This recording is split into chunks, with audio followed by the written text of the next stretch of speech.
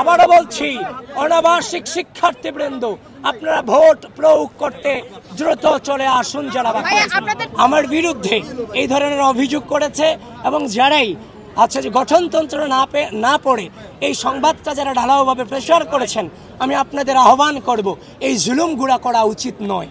অনিয়মের অনেক অভিযোগ আমরা করতে পারতাম সকাল থেকে, যেমন আমাদেরকে প্রপারলি পরিচয় কার্ড আমাদেরকে দেওয়া হয়নি, হল বুথগুলোতে দু একটা বুথ আমি প্রবেশ করতে পেরেছি, বাদবাকি সবগুলোতে আমাদেরকে এতিমের মতো কেন্দ্রের সামনে দাঁড় করায় রাখা হয়েছে।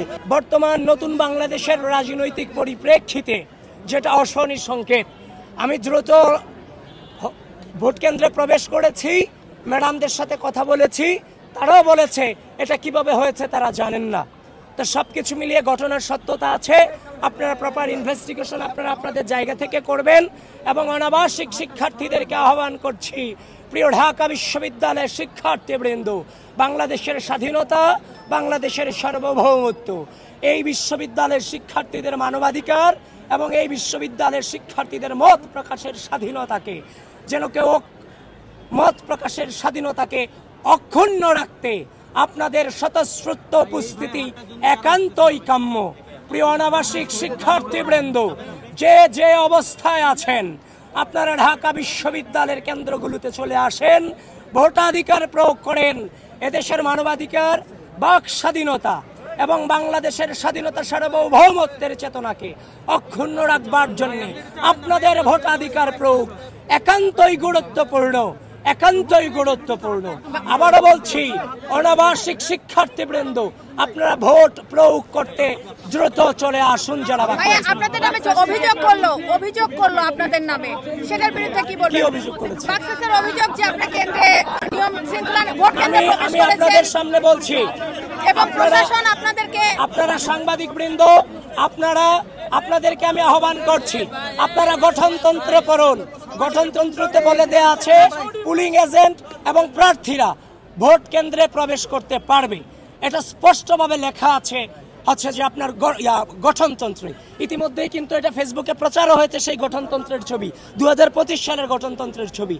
অনিয়মের অনেক অভিযোগ আমরা করতে পারতাম সকাল থেকে, যেমন আমাদেরকে প্রপারলি পরিচয় কার্ড আমাদেরকে দেওয়া হয়নি, হল বুথগুলোতে দু একটা বুথ আমি প্রবেশ করতে পেরেছি, বাদবাকি সবগুলোতে আমাদেরকে এতিমের মতো কেন্দ্রের সামনে দাঁড় করায় রাখা হয়েছে। একজন ভিপি হিসেবে ভিতরে কি হচ্ছে তার তো তদারকি করার দায়িত্ব আমার আছে, সেটা তো আমাদের দায়িত্বের মধ্যে পড়ে, স্বচ্ছতার নিশ্চিতকরণের ক্ষেত্রে। তো সুতরাং যারা আমার বিরুদ্ধে এই ধরনের অভিযোগ করেছে এবং যারাই আচ্ছা যে গঠনতন্ত্র না পড়ে এই সংবাদটা যারা ঢালাওভাবে প্রেসার করেছেন, আমি আপনাদের আহ্বান করব, এই জুলুমগুলা করা উচিত নয়।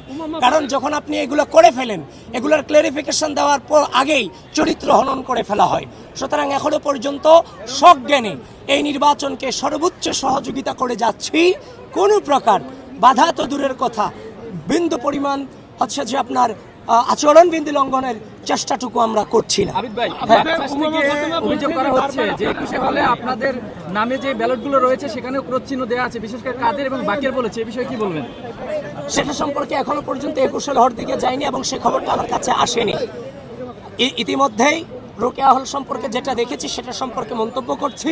একটু পরে আমি ভোটাধিকার প্রয়োগ করতে যাব উদয়ন স্কুলে, সেখানে ওই সম্পর্কে আমাকে জানতে হবে, তারপর আমি মন্তব্য করতে পারবো। এর আগে আমার মন্তব্য করার সুযোগ নেই।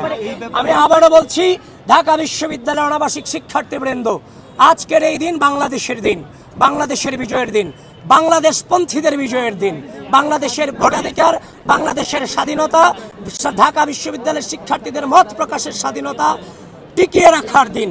আপনারা কোনোভাবেই অলসতা দেখিয়ে বাসায় বসে থাকবেন না, আসেন ভোট কেন্দ্রে ভোট প্রয়োগ করুন।